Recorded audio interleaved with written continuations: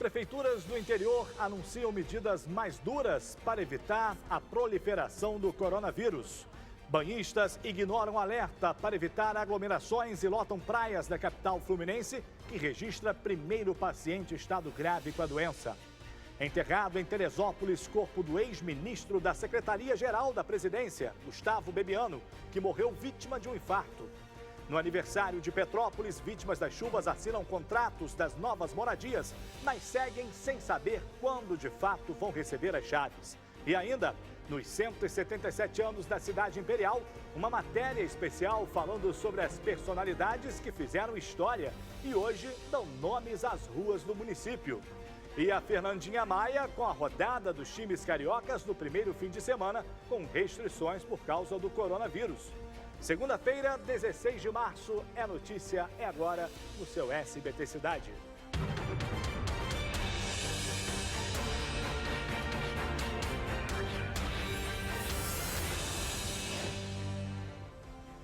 Olá, muito boa noite, bem-vindo, bem-vinda. Começamos mais uma semana, o assunto é o coronavírus. Como na sexta-feira, o Ministério da Saúde divulgou que o Brasil já tem 200 casos confirmados do novo coronavírus. No Rio de Janeiro, foram confirmados 24 na capital, 1 em Niterói, mais 1 em Barra Mansa, que é interior fluminense.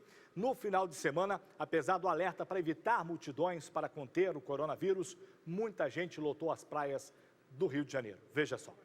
Com teatros, cinemas, feiras e casas de shows de portas fechadas, a clientela despreocupada com a proliferação da Covid-19 foi aos bares e restaurantes da cidade. Já uma corrida de rua foi cancelada pelos organizadores. A gente ia fazer 10 quilômetros, mas infelizmente foi cancelado.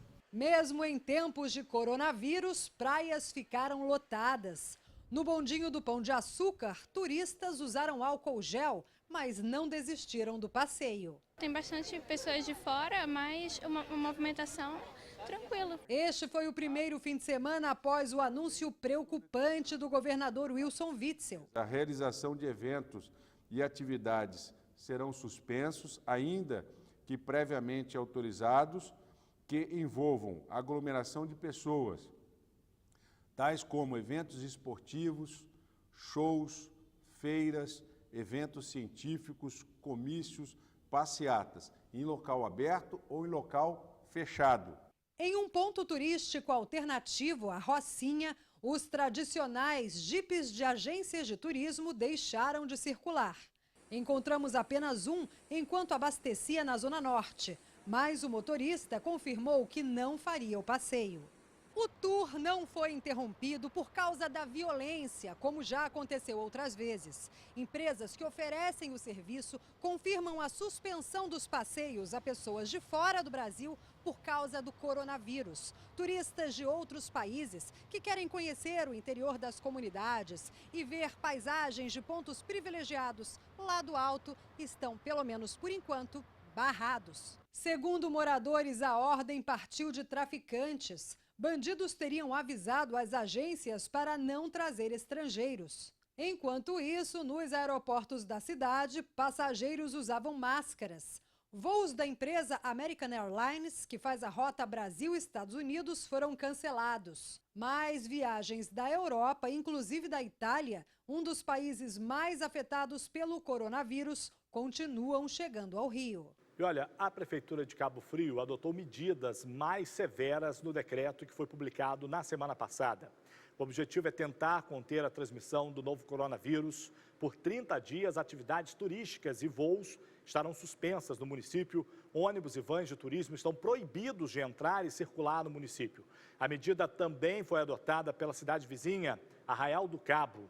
A Prefeitura de Campos dos Goytacazes entrou na Justiça com um pedido de suspensão da greve dos médicos por conta da pandemia do coronavírus. Pois é, a greve já completa 25 dias e não tem perspectiva de acordo com a greve. A preocupação com o aumento de casos da doença é ainda maior.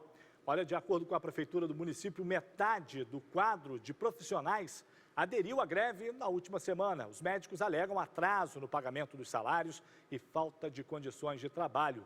O sindicato da categoria informou que ainda não foi comunicado sobre esse pedido de suspensão da greve, mas alega que vai realizar uma assembleia de emergência para discutir a questão. E por causa da pandemia do coronavírus, escolas e universidades, órgãos públicos, serviços, turismo e eventos esportivos no sul do estado e também na região Costa Verde do Rio de Janeiro operam em regime especial. O objetivo é conter, como eu já disse aqui, a proliferação da doença. As aulas nas escolas municipais e estaduais foram suspensas a partir de hoje, em 23 cidades lá do sul do estado, antecipando aí as férias escolares. Apenas em Paraty, a cidade de Paraty, manteve aí as escolas municipais funcionando normalmente. O prefeito Luciano Vidal disse que não há nenhum caso confirmado na cidade. Já as escolas particulares de todo o estado seguiram aí a orientação do governo estadual e suspenderam as aulas a partir de hoje. As atividades nos polos CEDERJ, escolas SEJA e unidades do pré-vestibular social também estão em recesso por 15 dias.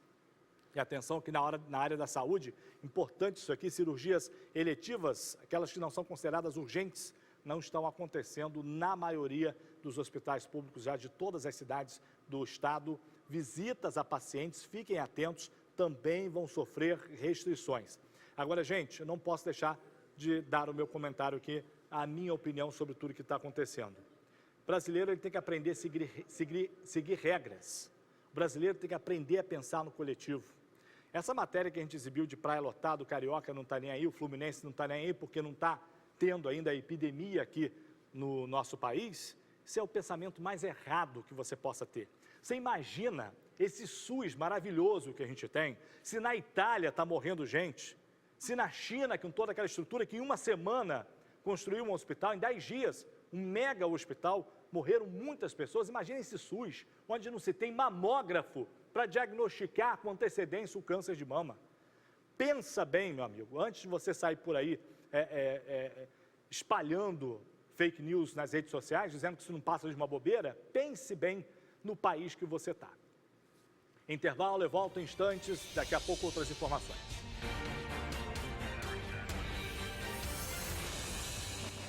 Voltamos para todo o interior do estado, vem nessa aqui, olha, em Campos, os Goitacazes, vamos falar da violência agora, que não deixa a gente de jeito nenhum. Um jovem de 18 anos foi morto com 6 tiros na noite de sábado. Esse crime aconteceu no Parque Aldeia.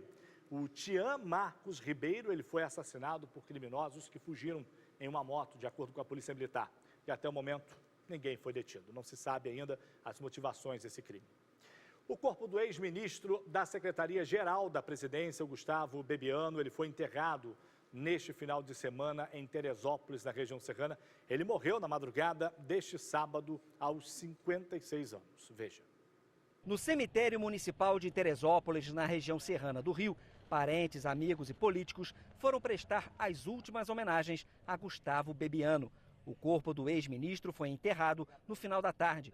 Ele pretendia passar o fim de semana no sítio da família em Teresópolis, onde estava com o filho e um caseiro. Parentes de Bebiano disseram que o ex-ministro começou a se sentir mal na noite de ontem, antes de dormir. Durante a madrugada, o filho dele, que também estava no sítio, foi acordado por causa de um forte barulho. Era o pai, caído no banheiro. O tombo teria provocado ferimentos na cabeça. O ex-ministro ainda foi levado para este hospital particular, mas faleceu logo depois. Os médicos constataram que ele teve um infarto.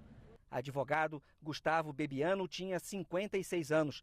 Em 2018, ele se aproximou de Jair Bolsonaro na campanha eleitoral e levou o então candidato para o PSL. Com a vitória nas eleições, Bebiano foi um dos primeiros ministros a ser anunciado, nomeado para a Secretaria-Geral da Presidência.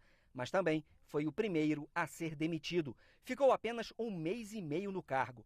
Saiu depois de ataques de Carlos Bolsonaro, filho do presidente, e de denúncias de uma possível autorização de repasse de verbas públicas para candidaturas de laranjas em Pernambuco e em Minas Gerais. Após deixar o ministério, Bebiano mudou de partido e anunciou a pré-candidatura à Prefeitura do Rio de Janeiro pelo PSDB, presidido por Paulo Marinho, também um ex-aliado de Jair Bolsonaro. Não tem ninguém que tenha sido mais leal ao capitão Bolsonaro do que ao Gustavo Bebiano durante todo o período da campanha e mesmo na pós-campanha. E hoje, gente, é aniversário de Petrópolis, na região serrana do Rio de Janeiro. A cidade imperial completa 177 anos. O dia seria de comemoração para as centenas de famílias vítimas das chuvas na cidade, se a prefeitura não tivesse adiado ainda no mês passado a entrega dos apartamentos do condomínio Vicenzo Rivetti. Para não deixar passar em branco a data, os beneficiários das unidades foram convidados a assinar os contratos das novas moradias, mas seguem sem saber quando, de fato, vão colocar as mãos nas chaves. Põe no ar. A assinatura dos contratos aconteceu dentro do conjunto habitacional do Vicenzo Rivetti. A imprensa não foi autorizada a entrar. Para não haver aglomeração por conta da transmissão do coronavírus, a prefeitura dividiu por grupos. Começou às 10 da manhã e foi até às 4 da tarde. No total, são 776 unidades. A promessa inicial era de que as chaves seriam entregues hoje, depois de vários adiamentos. O último, no dia 1º de fevereiro. Seria entrega hoje, mas não sei porque mudaram, a prefeitura mudou, foi pegar assinatura e agora é só aguardar o prazo determinado, que vai ter um cronograma a partir de amanhã, dia 17, tem um cronograma de mudança. Os moradores ficaram sabendo que não receberiam as chaves há mais ou menos uma semana, quando vieram fazer a vistoria dos imóveis. No dia, a Mônica veio com a mãe e encontrou alguns problemas. A porta não fecha, janela sem vidro. Vidro do banheiro quebrado, entendeu? A caixa da porta está meio quebrada, vai ter que trocar também. As famílias contempladas perderam as casas em tragédias. Uma parte delas continua morando em áreas de risco. Algumas esperam por uma moradia segura há mais de 30 anos. A Sônia perdeu a casa dela em 2004 e não aguenta mais de tanta ansiedade. Eu conheço um monte de gente que está até passando mal, porque de ansiedade. Porque eles falam uma coisa e faz outra. A eleição do síndico é um dos trâmites necessários para a entrega das chaves. Ela estava marcada para essa terça-feira, mas foi antecipada para hoje também para evitar aglomeração. A promessa agora é de que todos os apartamentos sejam entregues dentro de um mês. A partir desse momento, existe um cronograma de alinhamento junto dos proprietários com a Enel, com a companhia de gás, e a eleição do síndico que está acontecendo agora, não é verdade? Acontece hoje ao longo do dia. E a partir daí, dentro de 20, 25 dias, essas pessoas terão suas chaves. Obviamente que quando as chaves forem entregues, isso vai ser uma boa notícia.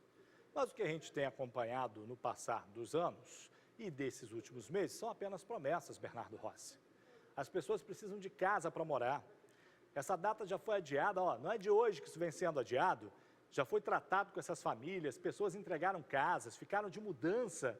Imagina só você de mudança pronta, esperando o dia na expectativa e a mudança não acontecer, você com o imóvel já entregue, né? Você vai lá, vai entregar, para você mudar, você vai entregar, para você não pagar o próximo mês de aluguel. E aí agora é um contrato, beleza, assinou o contratinho, mas quando, senhor Bernardo Rossi, essas pessoas vão poder entrar nesses apartamentos e morar? Até porque, pasmem vocês, tem família aguardando por uma unidade desde as chuvas dos anos 80, tá? Não estou falando da de 2011, maior tragédia climática do Brasil, ou do início desse ano, não, desde os anos 80. Agora é intervalo, já, outras informações para você.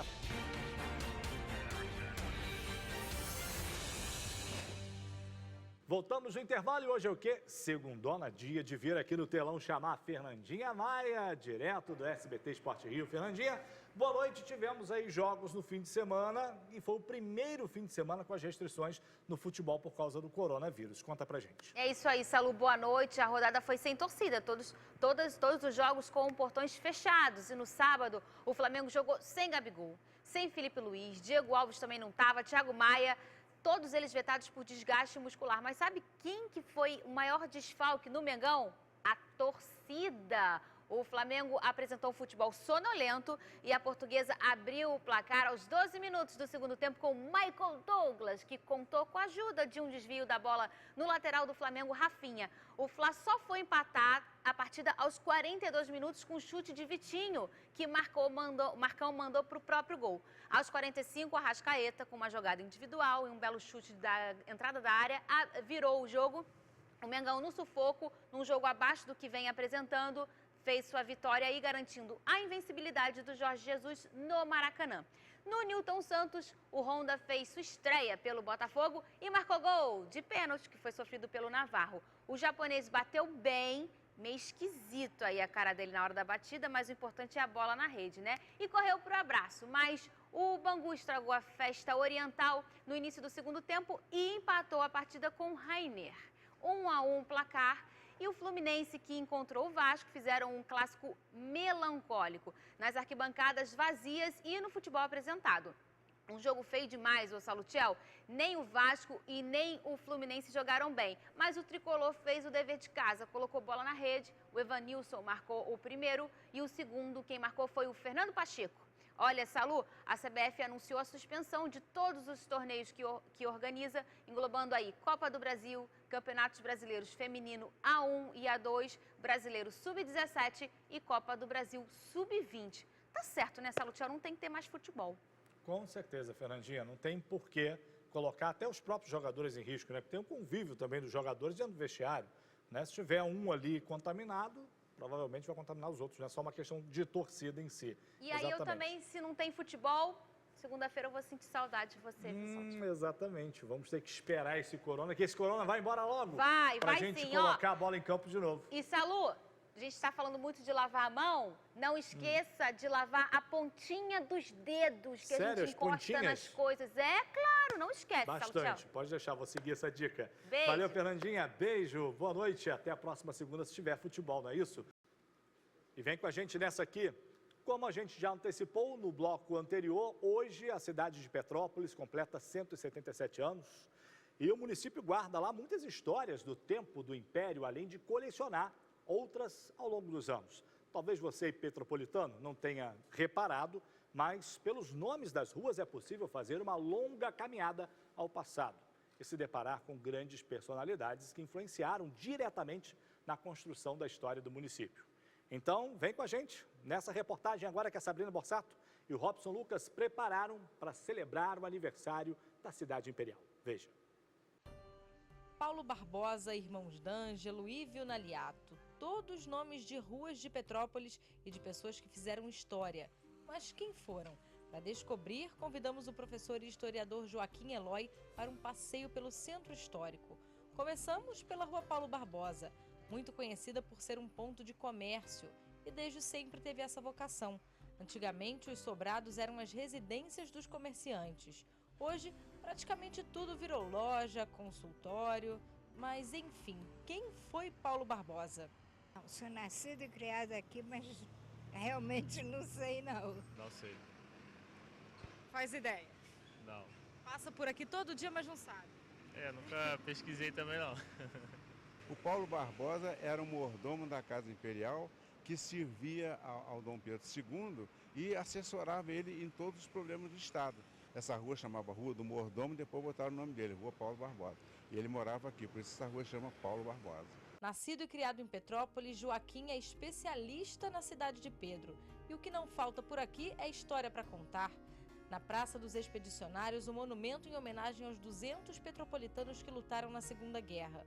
Alguns deles morreram em combate e também foram homenageados. As localidades onde eles nasceram, Cascatinha, por exemplo, deu o nome de Rua Ívio Naliato a uma rua do bairro. O Fernando Fontes, né? O Boening, né? Que tem um bairro.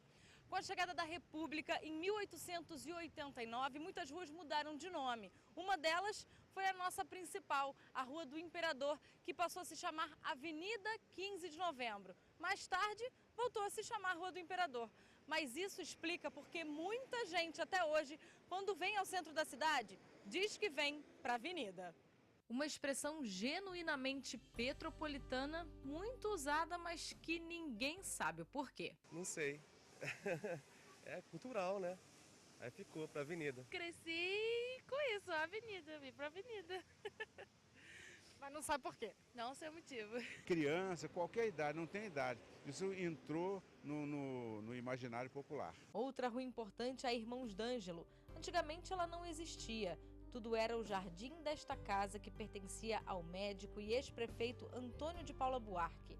A rua mesmo só foi aberta na década de 70 e recebeu esse nome, homenagem aos irmãos João e Nicola D'Angelo. Um deles, o João, que amava ópera, que gostava de música, que gostava de teatro, resolveu edificar um teatro em Petrópolis. Então ele edificou esse Teatro Dom Pedro a partir do ano de 1928. E no outro extremo da praça ele fez um prédio novo onde existia uma confeitaria e ele ampliou para a Casa d'Ângelo e aí ele pôde exercitar a função de comerciante e a função de homem de cultura. Petrópolis tem história por todos os cantos. As ruas, os sobrados, casarões, praças, belezas naturais. Pessoas que vieram de longe e outras que nasceram aqui mesmo. São 177 anos de muitos outros que ainda virão. Parabéns, Petrópolis. Está aí quanta história nos nomes dessas ruas, né? É a cidade imperial, cidade de Pedro, não é? Vizinha a Teresópolis, que é a cidade de Teresa. Depois vem Nova Friburgo, região serrana composta, uma região serrana real, né?